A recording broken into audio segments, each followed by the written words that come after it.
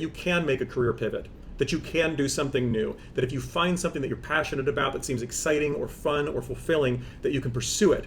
I learned how to swim for real at 43. A year after that, I learned how to ski. I learned hypnosis in my late 20s, and before I ever even graduated, I'd already cured a 30-plus-year-old phobia. The first smoker that I ever worked with, this is in June of 2003, he still hasn't smoked in over 21 years. It doesn't have to take 4 years in college. It doesn't have to take a long time to learn how to do something useful. You just have to learn the right information from the right people or the right sources. Think about this. Imagine telling your friends or family that you were changing careers to become a hypnotherapist.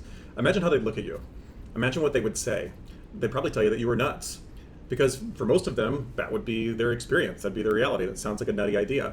For those of you who don't know, my name is Sean Wheeler, and I was that guy 20-some years ago, telling my family and telling my friends that I was changing careers to be a hypnotherapist. And they did think that I was nuts. But here I am, and I did it anyway. I want to talk to you a little bit about the possibility of training with me to do just that. And I know right off the bat, there's a part of you that just thinks, that's crazy, that would never work for me, it sounds like a nutty idea. But I want to tell you a little bit about why it's not so nutty. At least not for everyone. My story is that I was in my late 20s when I was hypnotized. I had such a powerful impact on my life that I decided to study it a couple years later, and it was such a powerful experience for me that I shifted careers. I, at 33, quit my job with Turner and CNN and decided to do this full time, and I've been doing it ever since. Now, I want to be very down to earth with you about what this really is and why maybe your doubts about yourself and your ability to do this might be a little too negative or too ill-founded. And it's like this. I learned hypnosis in my late 20s, and before I ever even graduated from my certification program, in part due to the program that I was in and what I learned, and in part to what I was learning on my own, I'd already cured a 30-plus-year-old phobia before I even had that piece of paper in my certificate. And that came from my passion, my interest, and basically my desire to learn something useful. And what I got from that was that, you know what? It doesn't have to take 4 years in college or 8 years with a psychiatry degree. It doesn't have to take a long time to learn how to do something useful. You just have to learn the right information from the right people or the right sources.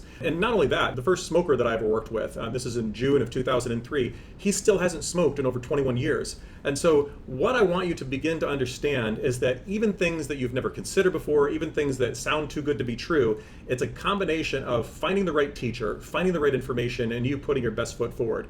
And it's never too late. This is a career change I made in my early 30s. Most people are well on their way in their career path at that time, and I just started over. I learned how to swim for real at 43. Believe it or not, I made it through 43 years of life without really learning to swim properly. And then I was doing laps, and before you know it, I was pretty good at it. A year after that, I learned how to ski, and I went on a little bunny slope in North Carolina for the first time at 43, managed to not fall or hurt myself, and I was like, cool, now I ski every year. The thing is that it's just about having a desire to learn something and remembering that things are awkward and things are a little weird, and it's natural to have doubts at first. But when you have the right coaching, you have the right training, you have the right mindset, you can do things. So with my students in the training, not only do I teach you the skill set of hypnosis and how to apply it to helping other people, but I also actually help you with your fears and your insecurities and your self-doubts within that program. Because not only do I teach to you consciously and teach to you in a way that you can understand, I'm also hypnotizing you in the training as a group and instilling in your unconscious or your subconscious mind the ideas and the mindset that you need to be good at this.